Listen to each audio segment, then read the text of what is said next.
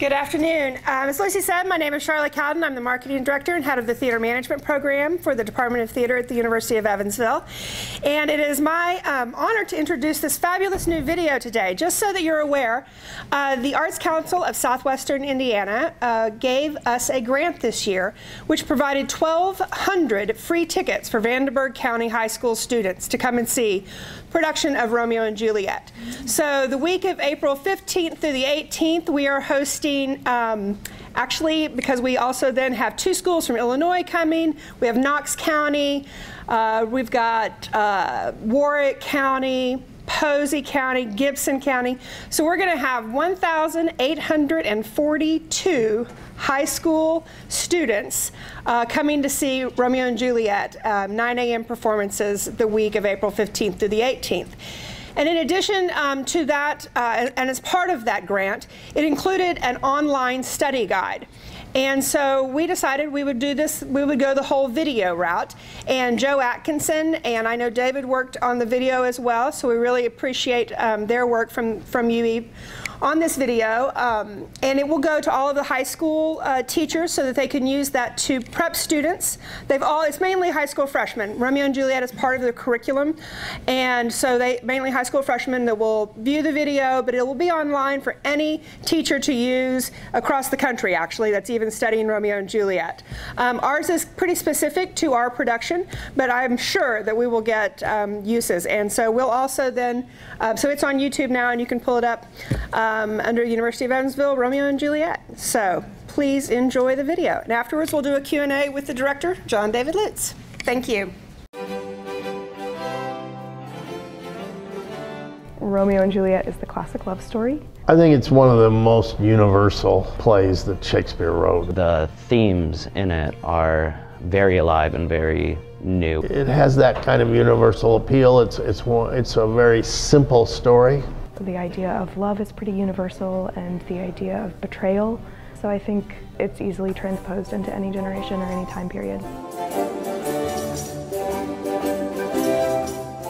The whole casting process is so rigorous and so draining. Like physically, you'll come home after like the callbacks or the generals, and you'll just be like, oh my lord. We auditioned for 3 different shows at once, and so we prepare like anywhere from like 2 to 3 monologues. The first night is a big audition with everyone, and everyone comes in and does 2 contrasting pieces. Sometimes we have to do a song if we're doing a musical that semester.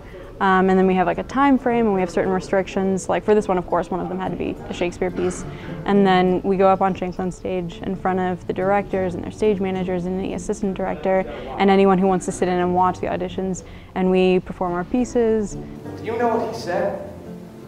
He said, I don't know where she is. She is where she is. You know what's wrong with everybody? Too smart. It's like everybody knows everything. And everybody argued everything, and everything got hashed out and settled the day before I was born. Oh, pardon me, thou bleeding piece of earth, that I am meek and gentle with these butchers. Thou art the ruins of the noblest man that ever lived in the tide of times. Woe to the hand that shed this costly blood. Usually the next day they'll post callbacks lists. They told us callbacks. They didn't tell us who we were called back for. So it was just, these 18 guys are called back, and the play is Romeo and Juliet. They had selected different scenes. In this case, they had written out who they wanted for specific parts. And so he would have like 2 to 3 actors read the parts for the same scene, and they would do it like 3 or 4 times before moving on to another scene. Who bare my letter then to Romeo? I could not send it. Here it is again. It fits when such a villain is a guest. I'll not endure him. 'Tis gone, 'tis gone. You are welcome, gentlemen. Come, musicians, play. A gentleman, nurse, that loves to hear himself talk and will speak more in a minute than he will stand to in a month. Oh, and he speaks anything against me, I'll take him down. And then we had the casting. Like the cast lists go up, everybody runs over there and either cries or screams at the top of their lungs like I did.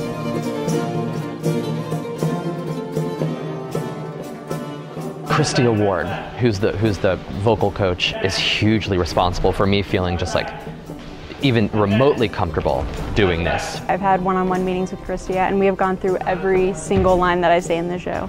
There's not a single line where we haven't gone back and been like, okay, what is she talking about? She's been helping us learn how to say our lines and what they mean. Why'd she say the thing with the dog's name? Yeah, that's Rover. That's. Oh. Okay. I'm sure it's not the same as Romeo and Rosemary because that's a dog. Yeah. So she's just really illiterate.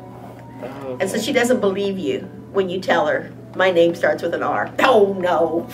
You're so funny. That's not it. You know, so. Oh, okay. I thought she was trying to make fun of it. No, not at all.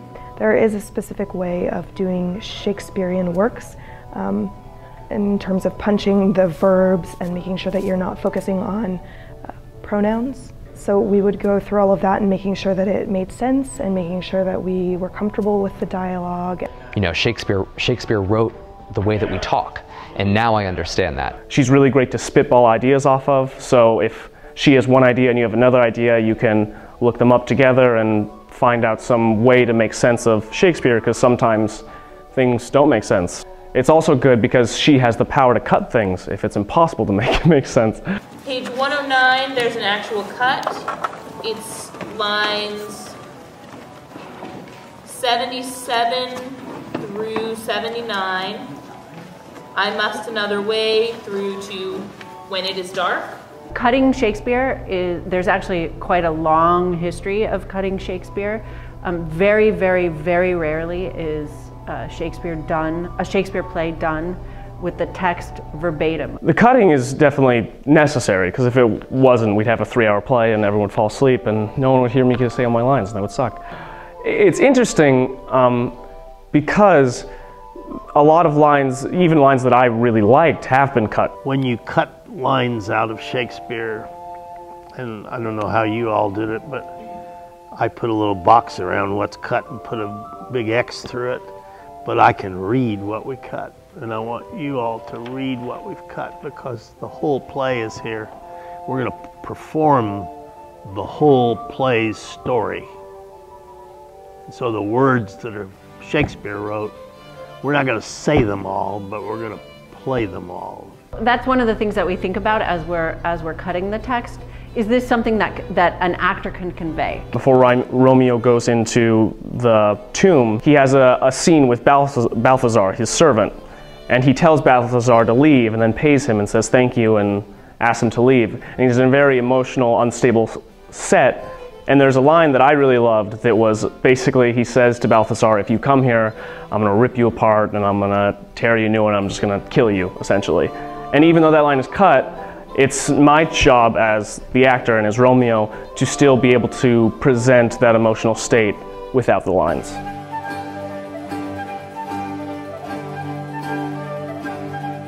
We started fight choreography, learning the basics of sword fighting to make it realistic and believable and make it look like we want to kill this person, but then also completely and utterly safe at the same time. So on that first one, what is it you're trying to get? You're trying to pierce his heart. There.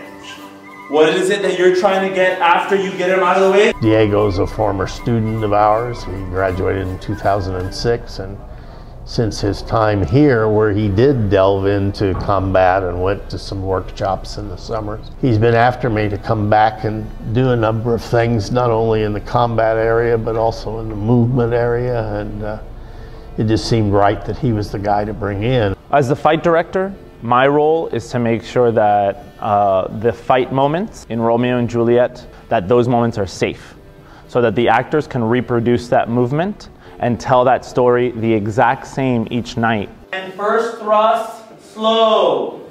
Paris thrusts. As he parries, he has to move to the side, careful not to wrap. So he'll start it here. Then he comes in center, boom, it gets stopped. That preps for an elbow. We gotta make sure, come back, come back, come back, come back. We gotta make sure that we're close enough for this elbow to make the space later. And elbow him, boom, and then make the space. Very nice. He comes in for a thrust and a lunge. He comes in with a cut downwards. That separates them. First phrase. In high school, I had been in 2 productions that used swords. This is definitely a lot more thorough. We kind of went through the preliminary stuff the first day, learning stances, different moves, different ways of holding the sword, technique, kind of things like that. And it was really easy to apply that then to the choreography, because he would say, hey, make up your own using 1, 2, 3, 4, 5, 6, 7. I begin by having the actors create the beginning, the skeleton, the map or the outline of where the fight's gonna go. And it's all right for me if some parts are a little bit sloppy or if they didn't get it exactly. For that first draft, I just wanna have the basic shape. Draw out. Come in. Put your swords there. Boom, up. Open them up, open them up. Remember thy slashing blow. Heart fools, put up thy sword, you know not what you do. After that, I go into a second draft where I do some cleanup, where I look at specificity, where I think about each particular moment of the fight being motivated. So is there a reason why after the punch, the guy kicks him in the face? Is there a reason that after that kick in the face, he gets up and throws him to the ground? Or was that me imposing what I think is cool and not serving the story? I need to motivate each move leading to the next move, and that has to be character driven, and that has to be text based. If not, then it's just a cool fight, and it'll be a great YouTube clip, but it won't truly reach the dramatic impact that I want.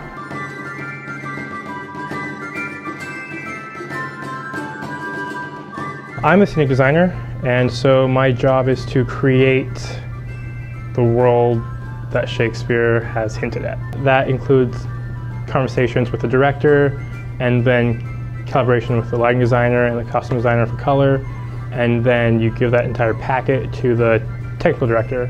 We have weekly design meetings where we meet with all the designers and Mr. Lutz to kind of touch base, see where everybody's at. To piece this masking up here is also not a problem. It seems like it helps if the masking is essentially downstage of the stairs anyway. Yeah. The scenic designer gives me drawings that essentially just have to say what the show should look like, not unlike what an architect would give an engineer. And then it's my job to figure out whether or not we can afford that, figure out what materials we're going to make that out of, design the structural elements of that, and then see that through to completion in the shop.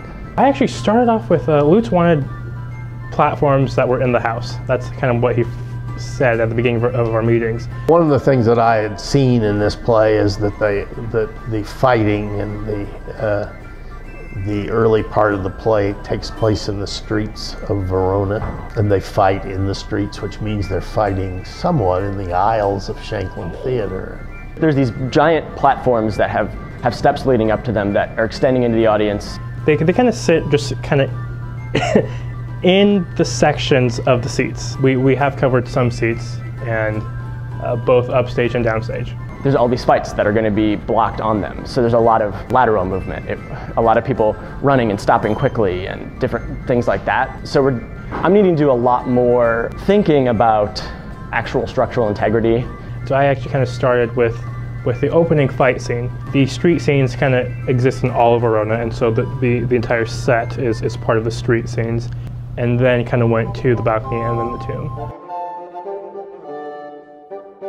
We've got over 250 yards of fabric in the show already. For the most part, everyone's going to have at least 2 costumes. They're going to have one costume for most of the scenes that they're in, and then everyone's going to change for the ball/masquerade scene. I have 5 different costumes. Luckily for me, Romeo has one costume, so he dresses and then he pretty much is up all night and then is banished and never goes home to change.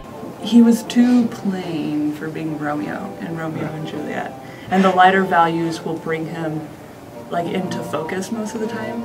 He was really dark. People respond to color first. As the costume designer, because colors are so specific to the person and to the character, we normally start out with the color. We have several meetings, like Devana Gu, the scenic designer, and I. We sat down at least 3 separate times and discussed color. Be like, okay, so you want to use a lot of green in your set, then we can't use a lot of green in our set, kind of thing. First we came in and got our measurements done, and then they had created the idea of what the costume would look like without the colors, without the appropriate material. And they fit it to me, so I tried on the costume and they would like put it in where it wasn't fitting. Yeah, so ideally like this line comes like all here. Because the men wear tights and tunics, they make us wear mock-up type outfits for it. And that's just so in the rehearsal process we get used to being in the movement and being in these clothes so that when we actually get into tech week and have the real costumes, it doesn't change everything.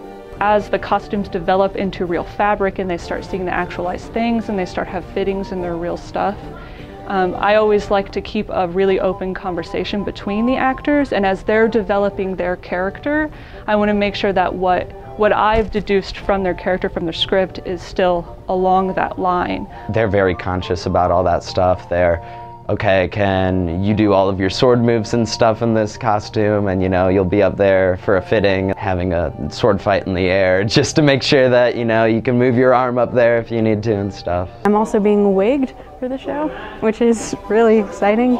We have a Juliet who has short blonde hair when we really wanted to have long blonde hair. It's still going to be blonde, but it's going to be longer and it's going to be a little fuller. There's going to be a big fancy waterfall braid in the back, and yeah, I'm really excited. The guy who plays Lord Montague, he also has a wig because his hair's blonde, and Romeo and Lady Montague are both brunettes. Alright, can I have you do the fingers again, but very gently on the lips this time? Okay, there's a lot of lace right now. Okay. They actually had to pin curl my hair and put saran wrap around it and then tape it down and like mark where my hairline was. Right now we're working on building all of our wigs, and we do that one hair at a time. So it's a really time-consuming process. And then they have this wig that they ordered that they took apart and they're redoing by hand to make sure that it fits my head. Everyone has a picture in their head of what Romeo and Juliet should look like. There are 2 movies of Romeo and Juliet, so everyone knows what they want to see.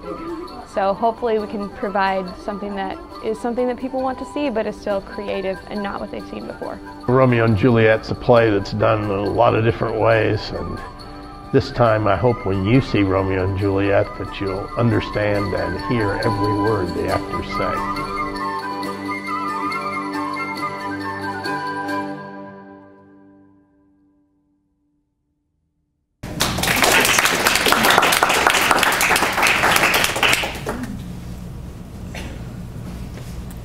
Okay, questions for Mr. Lutz? Yes. So given that this is such a physical production and you're asking a whole lot of so many extra shows to accommodate all the students coming, what's the impact on the schedule of the students? Well, it's been extensive. One of the things when spring break came along, we kind of decided, we could use 2 or 3 days in here at the beginning of spring break, and we could rehearse more than once a day. And so we scheduled Diego to come in, and we were going to teach the fights before we ever got started. And then what happened was Romeo had auditioned for graduate schools, and he had to go to callback weekends in several locations in California. I think they were both in California, but so I had to cancel those rehearsals completely. So we really kind of started behind. We lost 3 or 4 days, but it wasn't regular days. It was 6 hours or 8 hours of rehearsal what we lost, and we normally get a 3-hour rehearsal a day when school's on.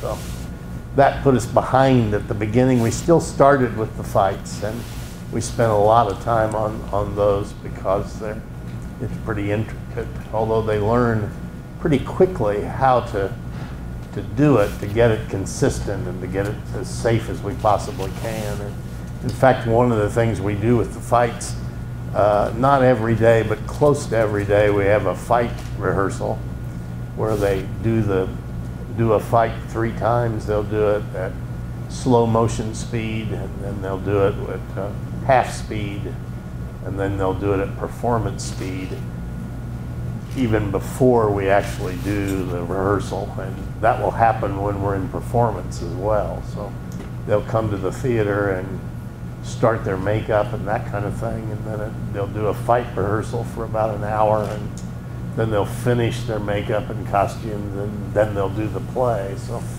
we'll add. Now, one of the things that that Romeo said there is about otherwise it's going to be a 3-hour play. It still could be pretty close to a 3-hour play. What it could have been was a 5-hour play if we'd done all of what Shakespeare wrote, and we're not doing all of what Shakespeare wrote. So it's been extensive because I don't know the way you can tell the set model. It's one of the larger sets that we've done. The 2 platforms that have tapering steps that go down off of them. Took a lot of construction, and although they're completed now, they were just completed, and then we were just, in fact, we haven't performed on it yet. The balcony was just completed yesterday, but the railings weren't completely secured, and so we haven't used the balcony. We've been climbing a step ladder and doing it to the side of where it will be. And one of the other images that I liked was the idea of having the balcony really high, and so it's, I don't know exactly how high it is, but it's 15 to 20 feet off the ground, off the stage level. Romeo climbs a trellis to get up to that, and we haven't done that yet either. We've kind of faked it on a large step ladder, but we think tonight we're going to be doing that. Yes? Well, how many weeks do they actually rehearse?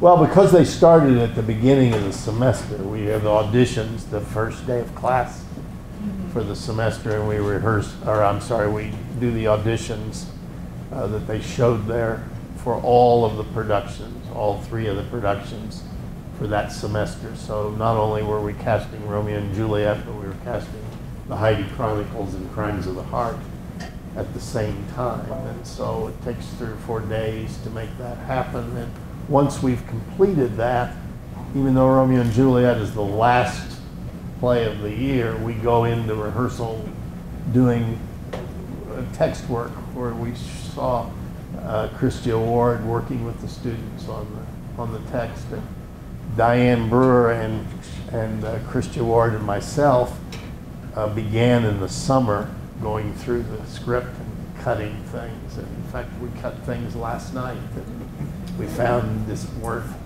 moving the play along, and that's our goal, is to make the play move as smoothly and as clearly as possible. Yes? Of the entire play, what % would you say has been cut out? 10, 15?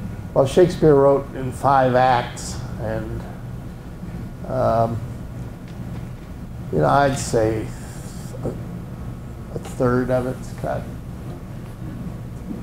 and that you don't miss some of it. If it were there, you would know that it was there, because you say, I think they should have cut this part of it. I don't think they know what it is, and I certainly don't know what it is. You know, that's always the goal, and it's the reason that we do Shakespeare as often as we do. Is it's a great educator for young actors.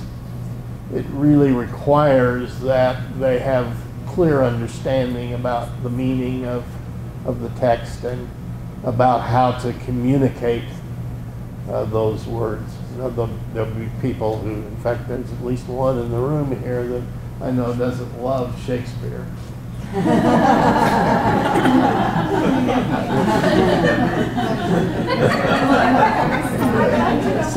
I don't mean to look at Steve back there.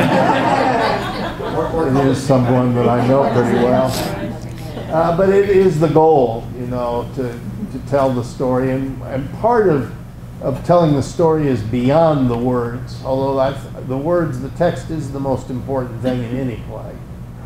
But you also have to tell the play visually. You have to, what's happening on the stage has to say to the audience, here's what's happening. And when it and the words begin to mesh in a way that really communicates to you, I think that's when we've hit the ideal in any play that we do, especially Shakespeare.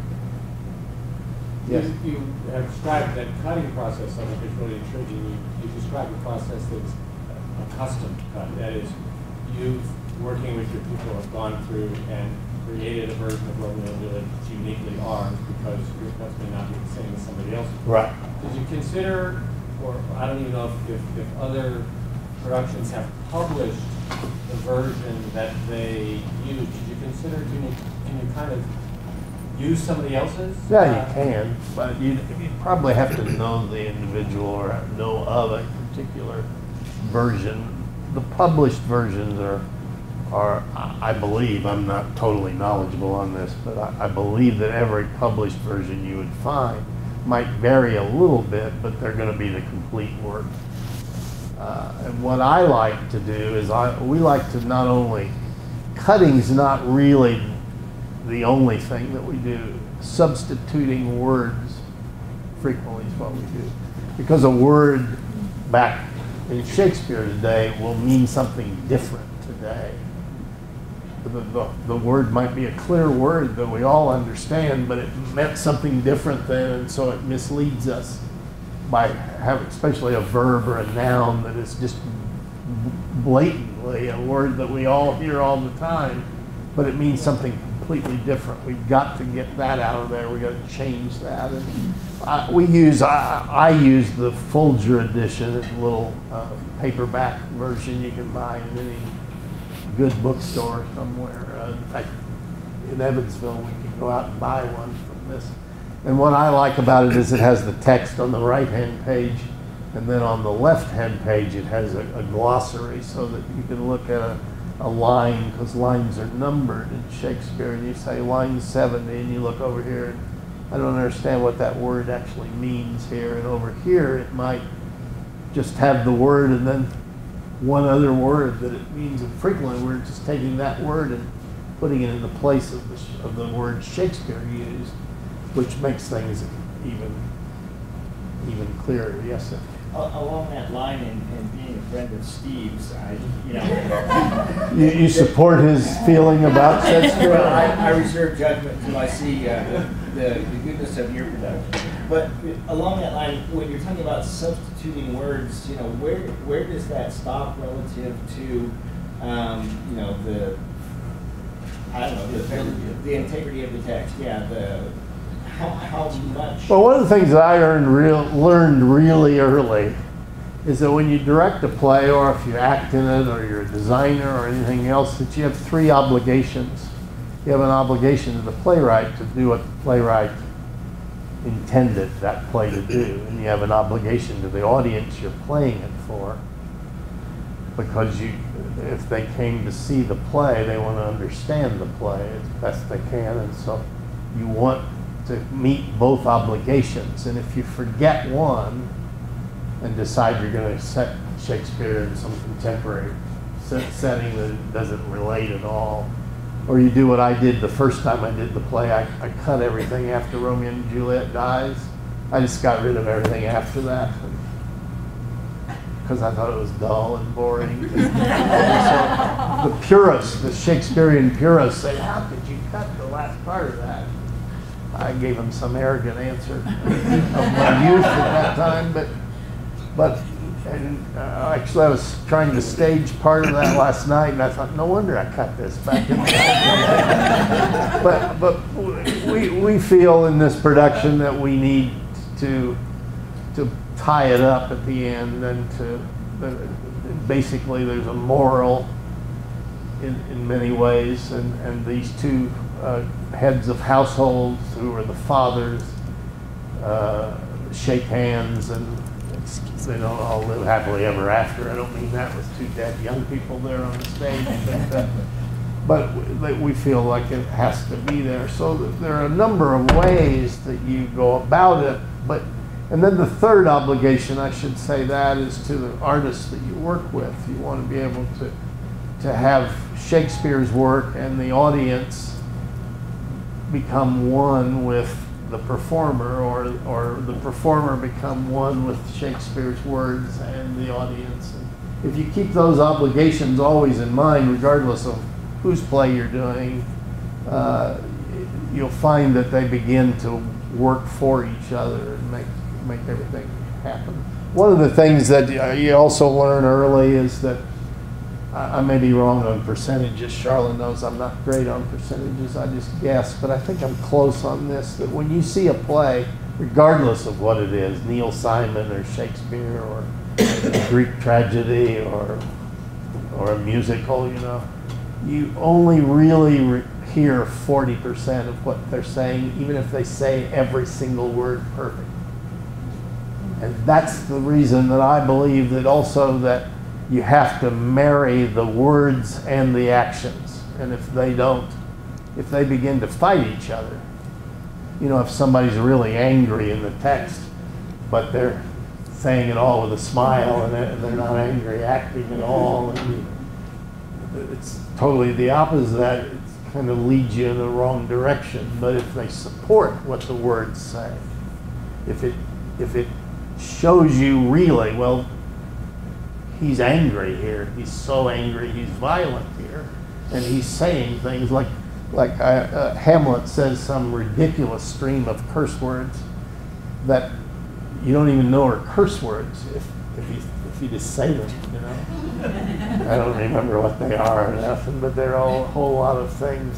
I remember one of them is eat a crocodile. I don't know what that means. I don't know that very many people eat crocodiles ever, but at any rate, that's one part of the stream of curse words. And the conventional curse words of now aren't there. But you have to say that in an angry way that is so out of control that it doesn't make any difference what the words say. He's cursing. He's upset here. You can tell he's quivering, you know.